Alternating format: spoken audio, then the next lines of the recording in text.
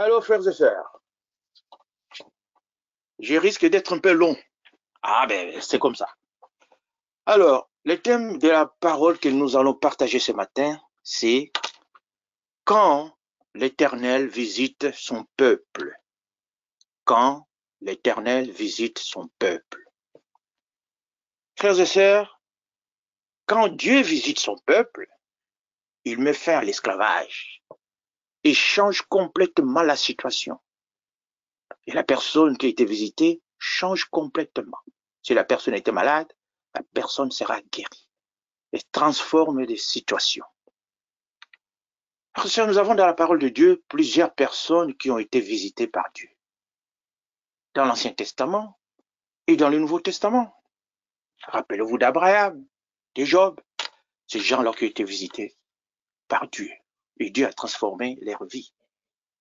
Beaucoup aussi étaient malades, mais la visitation de Dieu les a guéris de leur maladie. Dieu est amour. Il est fidèle.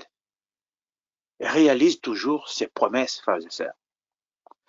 Le Seigneur Jésus lui-même nous assure que nos prières obtiendront une réponse de la part du Père. Rappelez-vous, il a dit ceci. En vérité, je vous le dis, tout ce que vous demanderez au Père en mon nom, il vous le donnera. Jean 16, verset 23. Et il poursuit, demandez et vous recevrez, afin que votre joie soit complète. Amen. Frères et sœurs, nous comprenons que si nous demandons avec foi, nous pouvons être certains que notre Père, qui est aux cieux, donc a entendu notre prière. Parce qu'il est écrit dans sa parole, les yeux de l'Éternel sont sur les justes, et ses oreilles sont attentives à leurs cris. Psaume 34, 16. Mais rappelez-vous, nous avons été justifiés. Donc si nous avons été justifiés, donc on peut dire que les oreilles de Dieu sont attentives aux cris des justes que nous sommes devenus. Frères et sœurs, la visitation, selon les Écritures, est une intervention de Dieu à l'égard des hommes, donc à l'égard de l'homme, soit en grâce, soit en jugement. Je répète encore, la visitation selon les Écritures est une intervention de Dieu à l'égard de l'homme, soit en grâce, soit en jugement.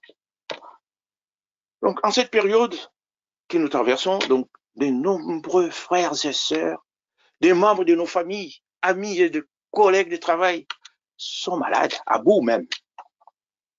Et nous nous sentons des fois impuissants. Alors, nous prions pour que le Seigneur les visite, car sa visitation transforme tout.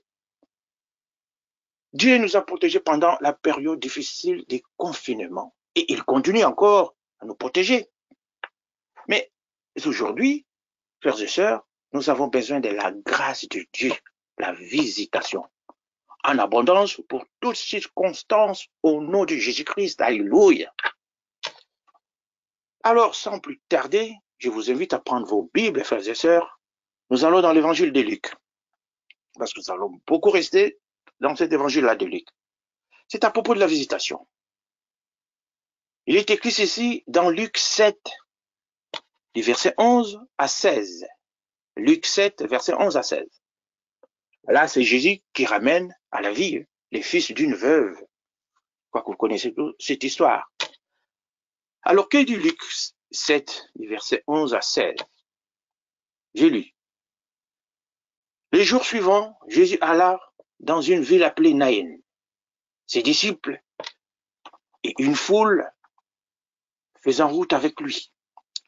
Lorsqu'il fut près de la porte de la ville, voici on portait en terre un mort, fils unique de sa mère, qui était veuve. Il y avait avec elle beaucoup de gens de la ville. Le Seigneur l'ayant vu, fit ému de compassion pour elle et lui dit, ne pleure pas. Il s'approcha et toucha le cercueil. Ceux qui le portaient s'arrêtèrent. Il dit, jeune homme, je te l'ai dit, lève-toi. Et le mort s'assit et se mit à parler. Jésus le rendit à sa mère. Tous furent saisis de crainte et ils glorifiaient Dieu, disant, un grand prophète apparut parmi nous et Dieu a visité son peuple. Amen. Oh, gloire à Dieu, frères et sœurs.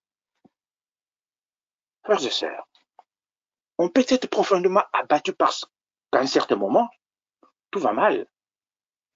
Et en même temps, et on a des fois l'impression que Dieu n'intervient pas. Qu'est-ce que nous venons de lire? Que Jésus se rendait dans une ville appelée Naïn. Il faisait route avec ses disciples ainsi qu'une grande foule. Son cortège va croiser sur sa route un autre cortège de la tristesse, composé aussi d'une foule importante de cette ville de Naïn, qui accompagnait une femme veuve au cimetière pour enterrer son fils unique en plus. Mais il est écrit dans Luc 7, verset 13, que le Seigneur a eu compassion. Le Seigneur l'ayant vu, il a eu de compassion pour elle. Frères et sœurs, le Seigneur Jésus manifeste la tendresse du Père. Il est habité même au plus profond de son être. Son cortège, c'est un cortège de la compassion. Alors, qu'en est-il pour nous, ses disciples, puisque nous sommes devenus disciples de Jésus? Nous laissons-nous émouvoir par des détresses des autres? Ça, c'est la question à laquelle nous devons répondre. Car le Seigneur nous enseigne que nous devons agir lorsque nous avons en face de nous quelqu'un qui souffre. Mes frères et sœurs, le Seigneur va agir. Il dit à la veuve, ne pleure pas. Et s'approcha et toucha le cercueil. C'est qu'il portait s'arrêtèrent, c'est ce qu'on a dit. Il va prononcer la parole puissante qui sauve. Il dit, jeune homme, je te dis, lève-toi. Et les morts s'assit. Il se mit à parler. Jésus les rendit à sa mère. Et nous lisons alors au verset 16 que tous furent saisis de crainte. Et ils glorifiaient Dieu, disant, un grand prophète apparut parmi nous. Dieu a visité son peuple. Alléluia. Frères et sœurs, lorsque Dieu visite son peuple, il rend l'espérance à son peuple. Donc, à travers cette action de Jésus, c'est-à-dire ramener à la vie les fils uniques de cette veuve, c'est la visite de Dieu qui est reconnue. Dieu a visité son peuple. La visitation, frères et sœurs, est une grâce que nous ne méritons pas. Nous devons juste chercher sa présence, c'est ce que nous faisons. Et sa visite change tout. Lorsque Dieu nous visite, il change les circonstances. Mes frères et sœurs, rappelez-vous aussi de la conversion de Saul. Dans Acte 9 au verset 3, il est dit que, Acte 9 verset 3, il est dit que Saul était en chemin et qu'il approchait de Damas. Tout à coup, une lumière venant du ciel resplendit autour de lui. Il tomba par terre et il entendit une voix qui lui disait, Saul, Saul, pourquoi me persécutes-tu? C'est Dieu qui a visité Saul, frères et sœurs. Et au verset 5, il répondit, qui es-tu, Seigneur? Et le Seigneur dit, je suis Jésus que tu persécutes. Amen. Frères et sœurs, nous connaissons la suite de l'histoire de ces pharisiens qui haïssaient les chrétiens. Parce que Saul, il haïssait les chrétiens. Après que Jésus eut parlé à Saul, ce dernier est devenu chrétien, frères et sœurs, plus tard. Et le nom de Saul a été changé en Paul, que nous connaissons, l'apôtre Paul. C'est même Paul est devenu le plus grand missionnaire de tous les temps, frères et sœurs. C'est lui que nous appelons maintenant l'apôtre Paul. Il a été visité par Dieu. Et Dieu a changé sa vie complètement. Et c'est lui qui va écrire 12 livres du Nouveau Testament. Voilà quelqu'un qui persécutait les chrétiens, visité par Dieu et transformé. Amen. Frères et sœurs, Dieu a visité Saul pour changer sa destinée. La visitation change complètement la personne qui l'a reçue. Cela devient apôtre Paul, instrument de la gloire de Dieu. Rappelez-vous aussi, frères et sœurs, de la visitation de Marie. Cette grâce que Marie n'a pas demandée. C'est Dieu qui a fait grâce à Marie, la mère de Jésus. Et nous lisons cette histoire dans Luc 1. Alors, dans Luc 1, dans le verset 26, il est écrit ceci. Au 6e mois, l'ange Gabriel fut envoyé par Dieu dans une ville de Galilée appelée Nazareth, auprès d'une vierge fiancée à un homme de la maison de David nommé Joseph. Le nom de la vierge était Marie. L'ange entra chez elle et dit, je te salue toi à qui une grâce a été faite. Le Seigneur est avec toi. Troublée par cette parole, Marie s'est demandé ce que pouvait signifier une telle salutation. L'ange lui dit, ne crains point, Marie, car tu as trouvé grâce devant Dieu. Amen. Et au verset 31, il dit, et voici, tu deviendras enceinte, et tu enfanteras un fils, et tu lui donneras le nom de Jésus. Il sera grand, et sera appelé fils du Très-Haut. Fils du Très-Haut. Et le Seigneur Dieu lui donnera les trônes de David, son père. Il régnera sur la maison de Jacob éternellement, et son règne n'aura point de fin. Marie dit à l'ange, mais comment cela se fera-t-il, puisque je ne connais point d'homme? L'ange lui répondit, le Saint-Esprit viendra sur toi, et la poussière du Très-Haut te couvrira de son ombre. C'est pourquoi le Saint-Enfant qui naîtra de toi sera appelé Fils de Dieu. Amen. Frères et sœurs, Marie reçoit la visite de l'ange qui lui demande d'être la mère de Jésus. Elle accepte et accueille Dieu dans son cœur pour devenir la mère du Fils du Très-Haut. Mais nous devons savoir, frères et sœurs, que Dieu n'est point un homme pour mentir, ni fils d'un homme pour se repentir. Ce qu'il dit, il le fait, car il est fidèle, il peut tout faire. Dieu avait promis cette visite déjà. Dans l'Ancien Testament, le prophète Ésaïe a annoncé que Dieu donnera un signe, la visite de l'ange.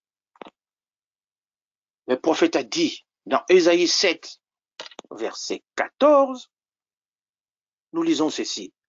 C'est pourquoi le Seigneur lui-même vous donnera un signe. Voici, la jeune fille deviendra enceinte. Elle enfantera un fils et lui donnera le nom d'Emmanuel. Amen. Ce que Dieu dit, il le réalise. Il a promis une visitation. Il a donné les signes et l'enfant est né. Lorsque Dieu fait une promesse, c'est pour la voir s'accomplir. Donc, en obéissant sans réserve à la volonté de Dieu, manifestée par la parole de l'ange, Marie devient un modèle pour ceux que le Seigneur proclame heureux parce qu'ils écoutent la parole de Dieu et la mettent en pratique. Comme il est écrit encore dans Luc 11, verset 28. Heureux plutôt ceux qui écoutent la parole de Dieu et qui la mettent et qui la gardent. Heureux plutôt ceux qui écoutent la parole de Dieu et qui la gardent. Amen. Frères et sœurs, puisque nous croyons, c'est-à-dire nous avons la foi, nous pouvons alors provoquer la visitation. C'est une grâce. Mais nous pouvons provoquer la visitation. La Bible affirme ceci. Tout est possible à celui qui croit. Marc 9, verset 23. Donc, nous lisons dans la parole de Dieu qu'à Jéricho, rappelez-vous, c'est de cette histoire encore, qu'à Jéricho, un aveugle avait provoqué la visitation de Dieu. Il a été guéri par Jésus. Alors, nous lisons ceci dans Luc, parce que j'avais dit qu'on reste bien dans Luc. Luc 18, verset 35. 10, verset 35, il est écrit ceci. comme je suis approché de Jéricho, un aveugle était assis au bord du chemin et mendiait. Entendant la foule passer, il demande ce que c'était, puisqu'il ne voyait pas. On lui dit, c'est Jésus de Nazareth qui passe. Il cria, Jésus, fils de David, aie pitié de moi. Ceux qui marchaient devant les reprenaient pour le faire taire. Il criait beaucoup plus fort encore, fils de David, aie pitié de moi. Jésus s'étant arrêté, ordonnant qu'on le lui amène. Et quand il se fit approcher, il lui demanda, que veux-tu que je te fasse? Il répondit, Seigneur, que je recouvre la vue. Et Jésus lui dit, recouvre la vue, ta foi t'a sauvé. En l'instant, il recouvra la vue et suivit Jésus. En glorifiant Dieu, tout le peuple voyant cela, loua Dieu. Amen, frères et sœurs. Frères et sœurs, quand Dieu te visite, il brise le cycle. Cet aveugle a insisté pour obtenir sa grâce. Donc nous aussi, nous pouvons insister pour obtenir la grâce. La visite de Dieu, frères et sœurs, n'est pas simplement une réalité du passé. Sinon, on n'allait pas continuer à prier. C'est une réalité encore aujourd'hui, si nous croyons. Dieu nous visite par sa parole que nous proclamons, comme ce matin. Et il nous visite par sa parole que nous lisons et que nous méditons. Alléluia. Quand Dieu visite son peuple, cela signifie que sa présence est en particulier là. Donc, frères et sœurs, nous avons traversé une période très difficile, rappelez-vous. Il y a des gens qui étaient malades avant le confinement et qui sont toujours malades après le confinement. Des fois, cette longue attente de la guérison d'une maladie ou les difficultés de la vie peuvent amener certains d'entre nous à se détrôner de la foi et laisser les doutes prendre place dans nos cœurs. Mais nous ne devons pas céder au découragement. Frères et sœurs, n'oublions pas que Satan, pour atteindre son objectif, il envoie la maladie, des problèmes financiers, problèmes familiaux, la mort dans nos familles, conflits dans nos foyers, et surtout pendant cette période de confinement, pour provoquer des séparations. Il est malin, Satan. Il commence d'abord par nous faire éloigner de Dieu, en nous faisant perdre la foi en Jésus-Christ. Puisque on souffre, on commence à avoir des doutes. Donc, plus nous souffrons, plus notre foi baisse.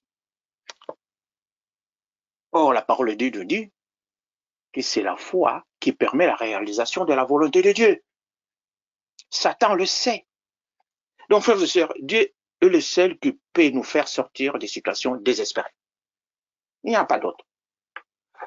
Mais nous devons savoir que le temps de Dieu est celui de la patience et de l'espérance.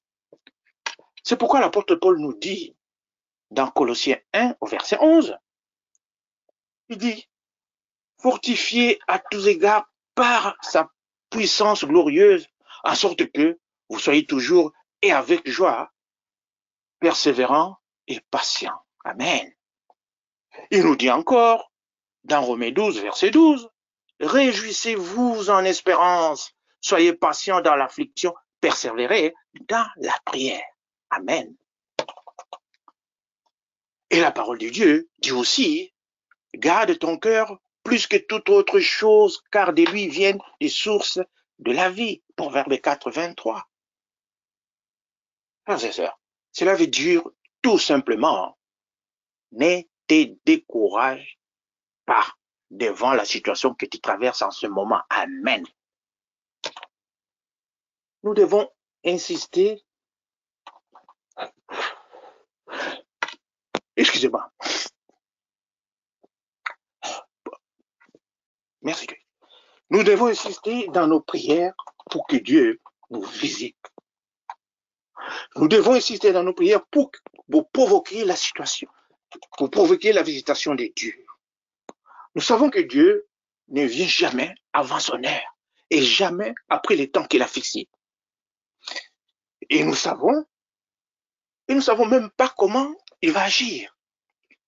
Mais par la foi, nous sommes certains que Dieu va agir pour mettre fin à toutes ces maladies et situations difficiles. Alléluia.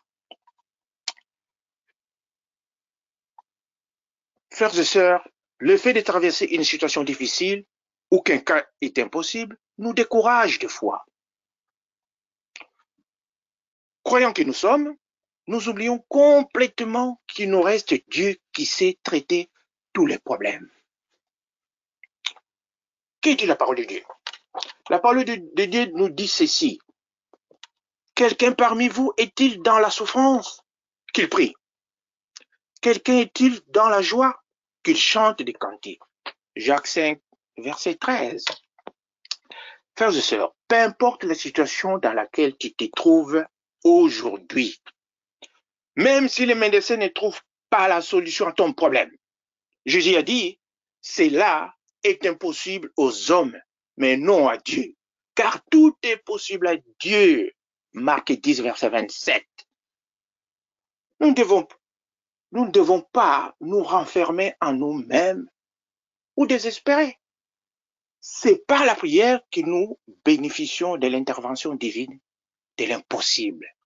Il est écrit, la prière de la foi sauvera le malade et le Seigneur les relèvera. Et s'il a commis le péché, il lui sera pardonné. Jacques 5, verset 15. Mon frère, ma sœur, Dieu peut te visiter et changer le cours de ta vie. C'est pourquoi le Seigneur Jésus-Christ nous demande d'insister. Dans Luc 11, verset 1, il est écrit ceci. Et là, c'est Jésus qui nous pousse lui-même. Il nous dit d'insister. Luc 11, verset 1, je lis.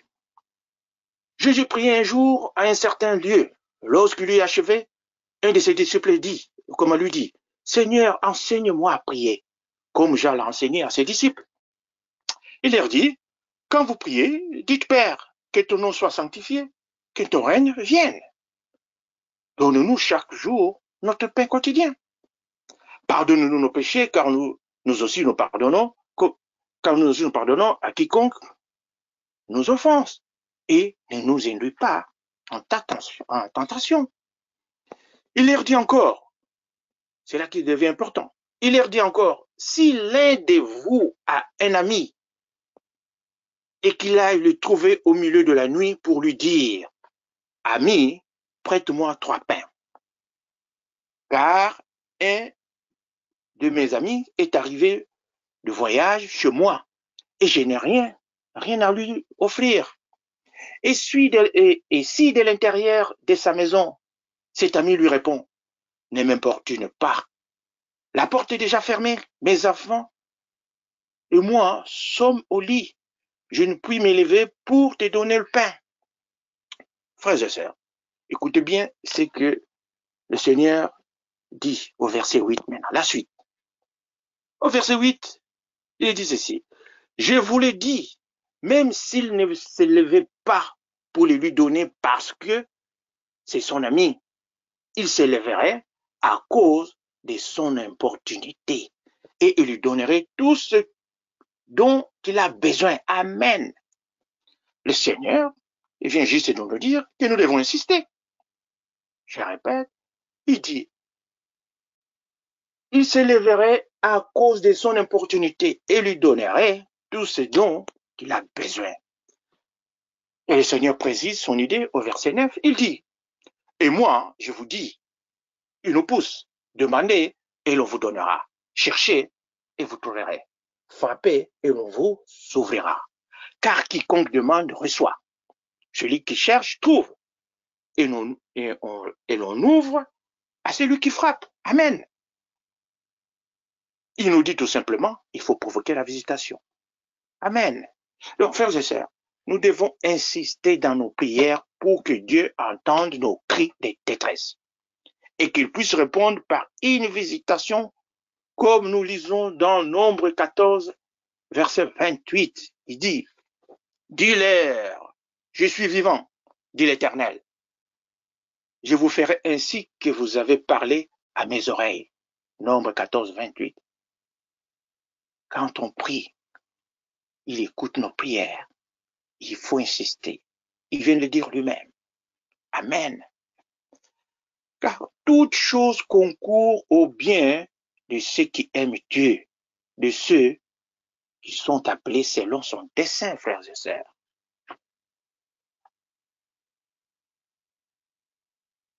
Les découragements.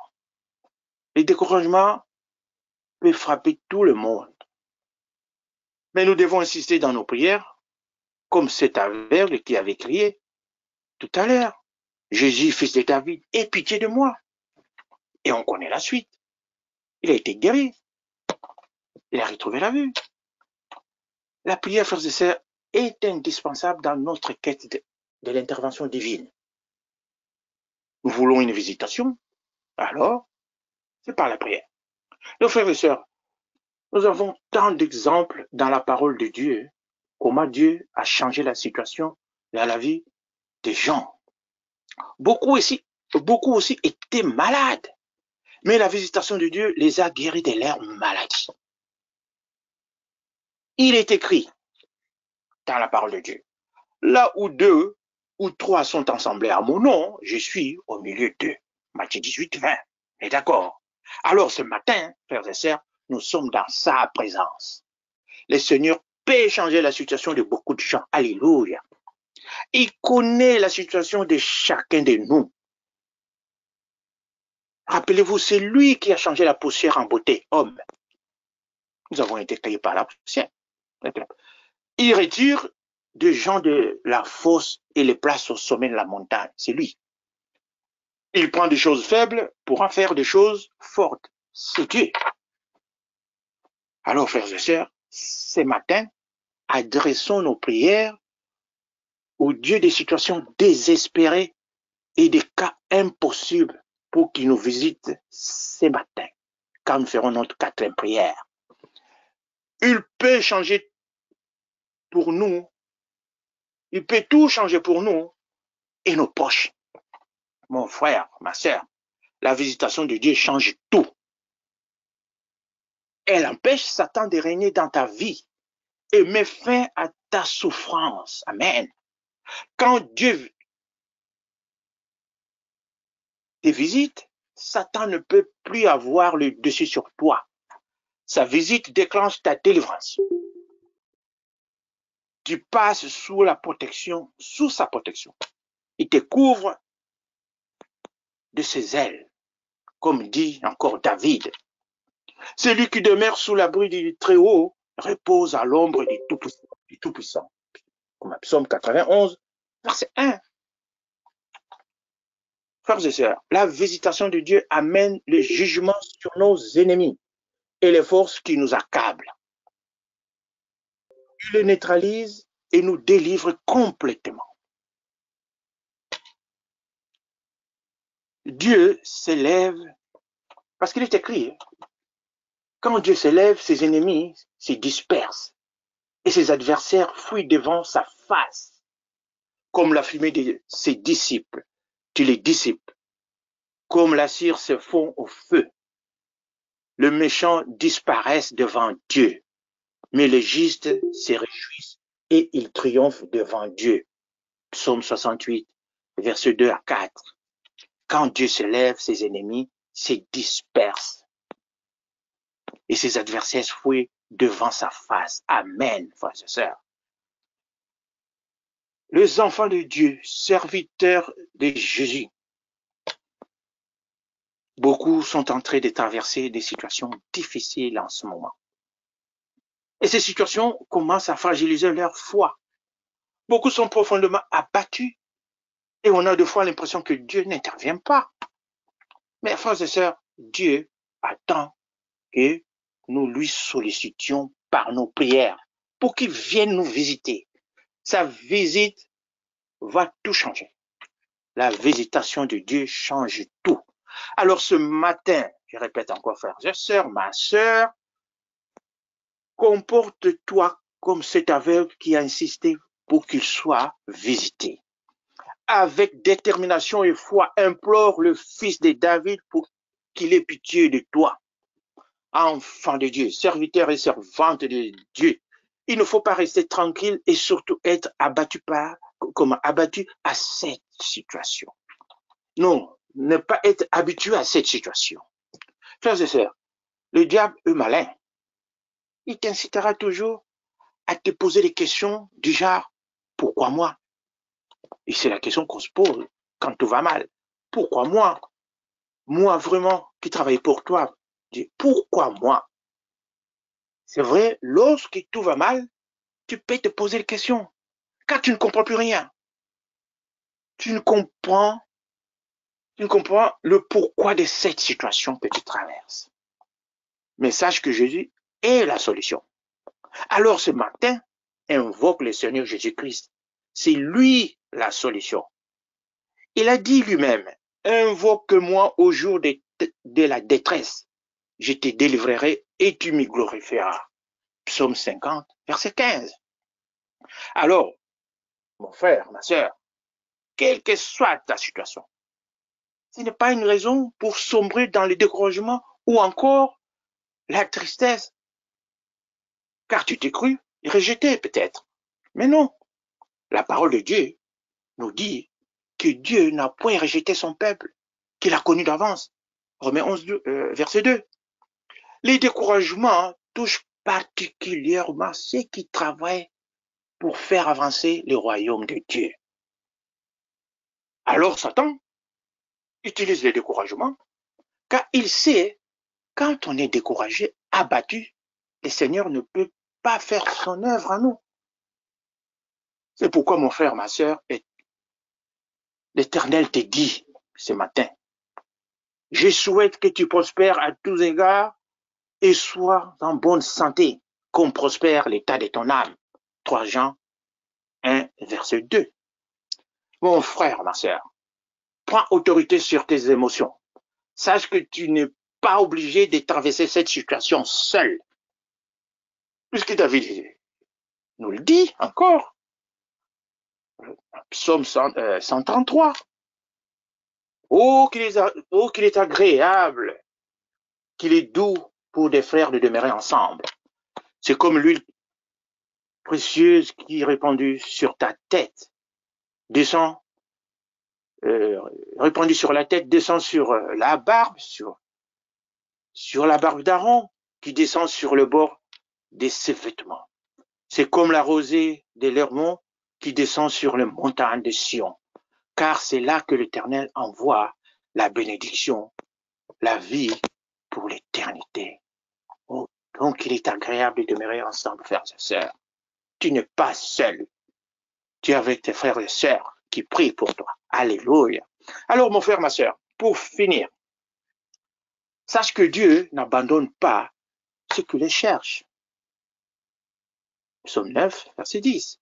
Dieu est bon, il est amour, et il n'est pas sourd, car il entend le malheureux, il entend le malade, il entend les cris de souffrance, des désespoirs.